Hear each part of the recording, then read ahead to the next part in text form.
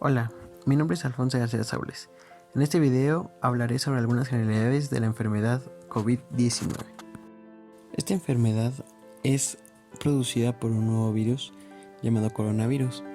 Este virus proviene de una gran familia de virus que causan una amplia gama de enfermedades, desde resfriado común hasta enfermedades más graves como el síndrome respiratorio de Oriente Medio, o por sus siglas en inglés MERS, y el síndrome respiratorio agudo grave por sus siglas SARS.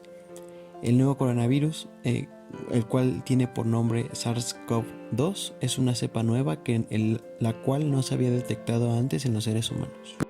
Este problema de salud a nivel mundial inició el 31 de diciembre del 2019, cuando China envió una notificación a la OMS sobre algunos casos que tenían por neumonía de causa desconocida en la ciudad de Wuhan, una provincia de Hubei en China.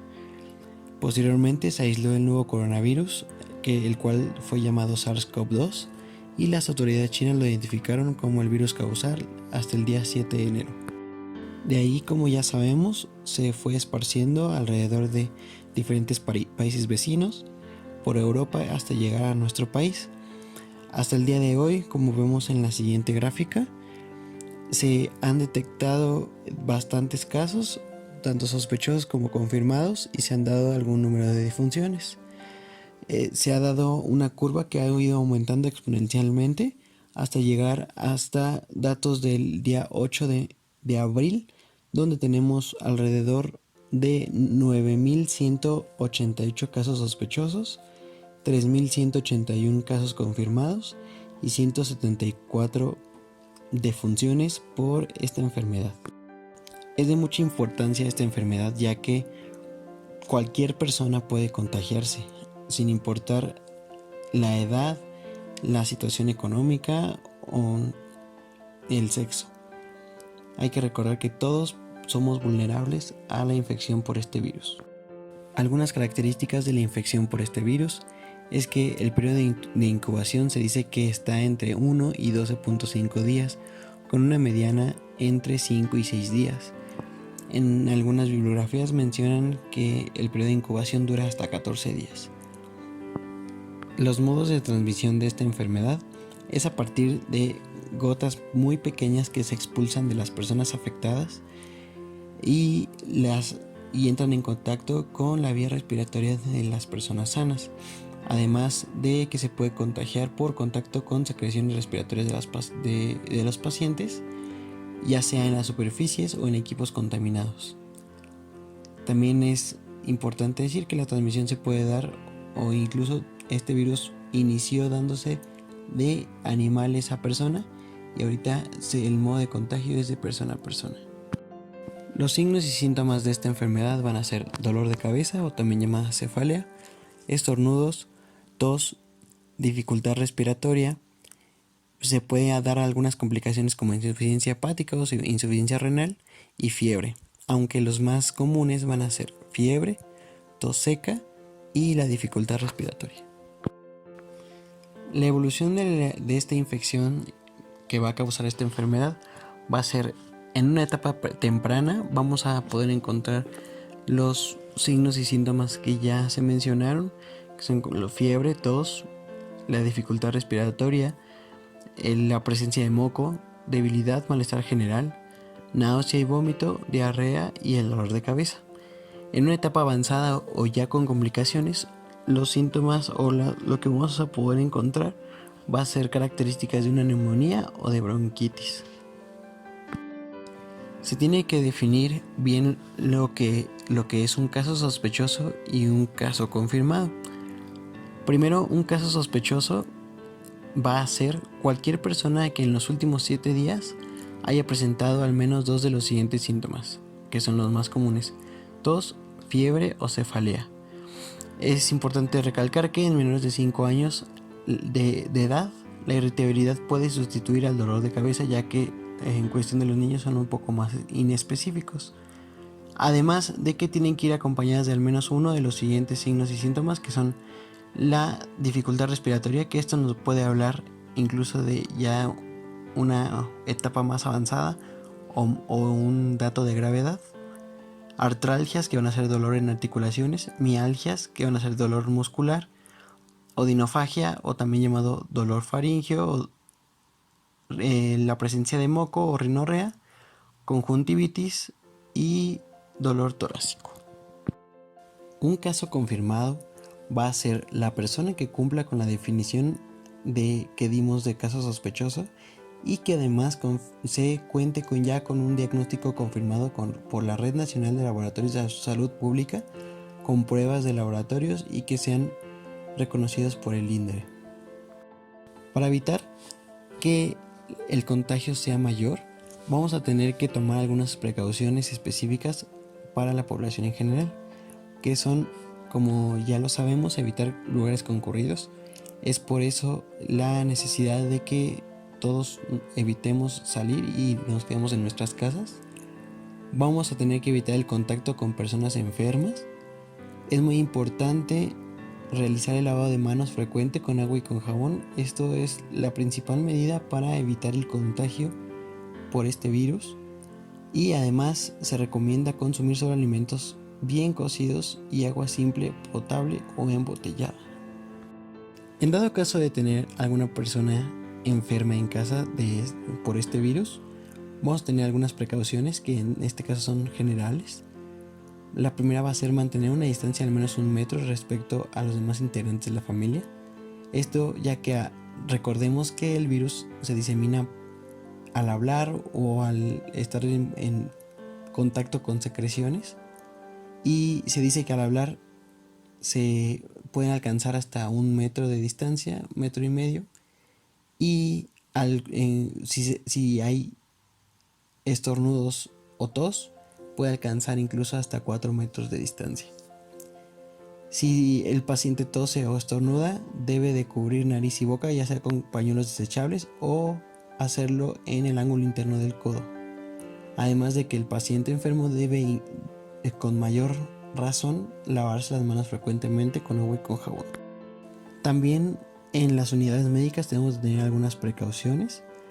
En cuestión del personal de los hospitales, de las clínicas, se deben reforzar las prácticas de prevención y control de infecciones nosocomiales, y además de que ante la ocurrencia de casos sospechosos se debe realizar aislamiento estricto, se debe realizar estudio epidemiológico, además de notificarlo a las autoridades correspondientes y darle su seguimiento hasta su clasificación final.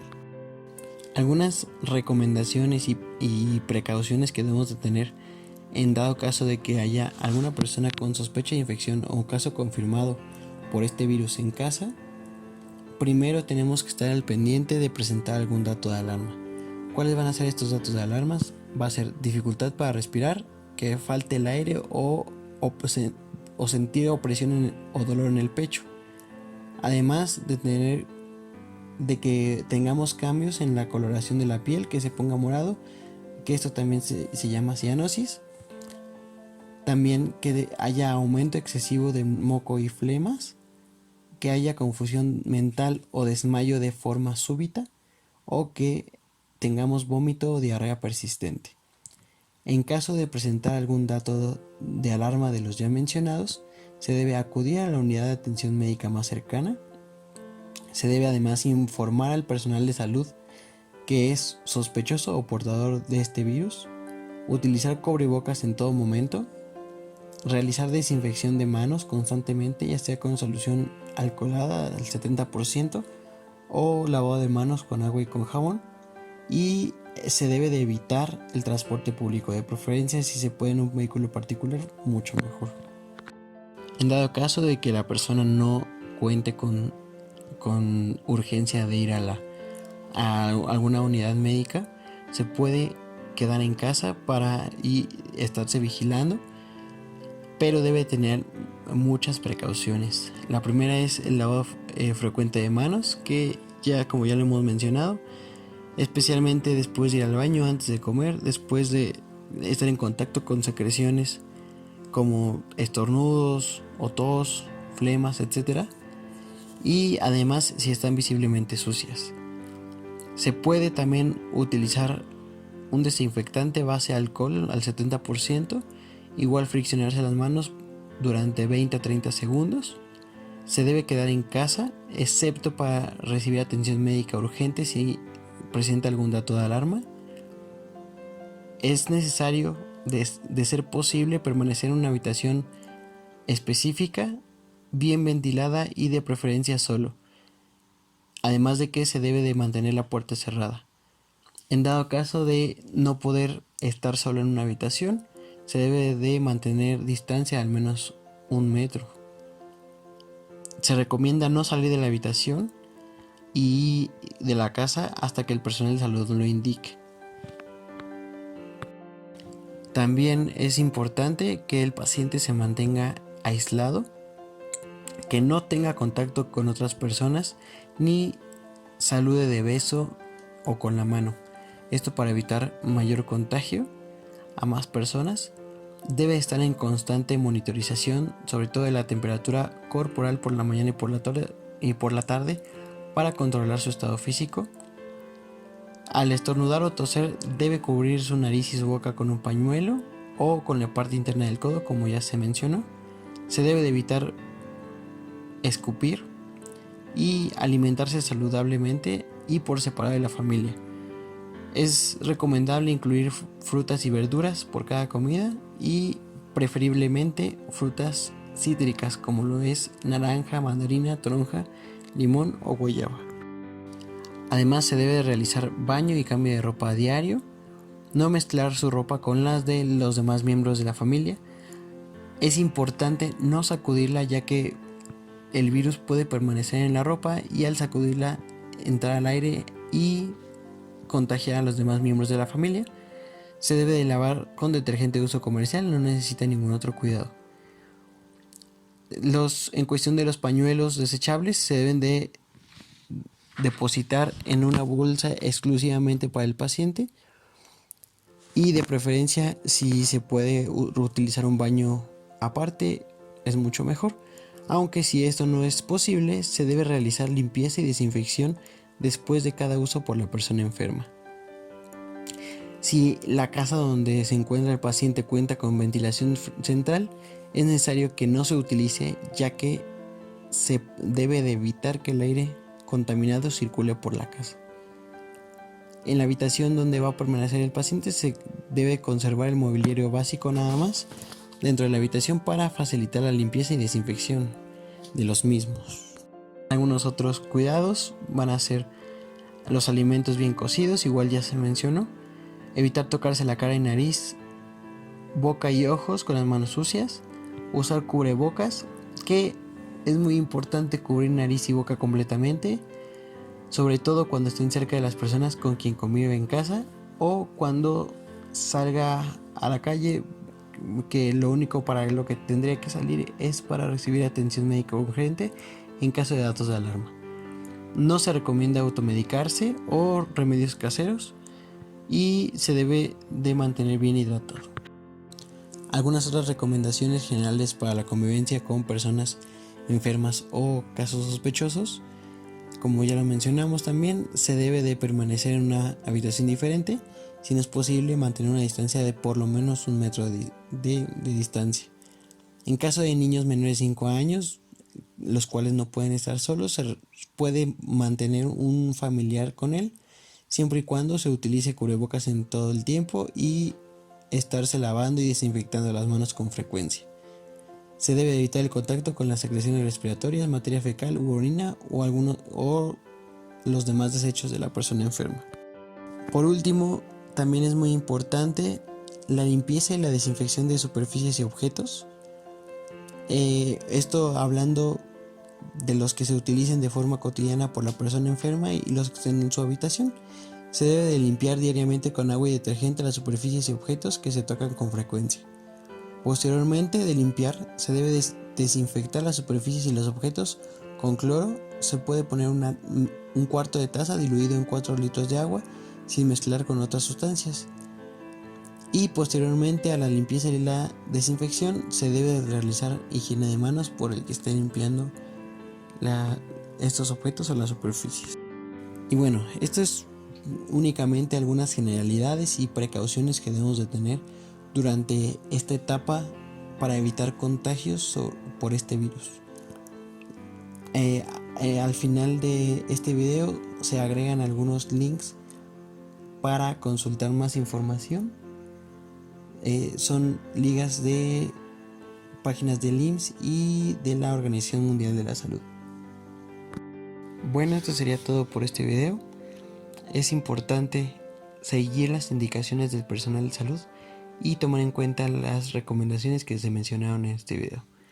Hay mucha más información en los links y en diferentes páginas de las organizaciones de salud, donde se puede consultar y aclarar más dudas. Muchas gracias por su atención.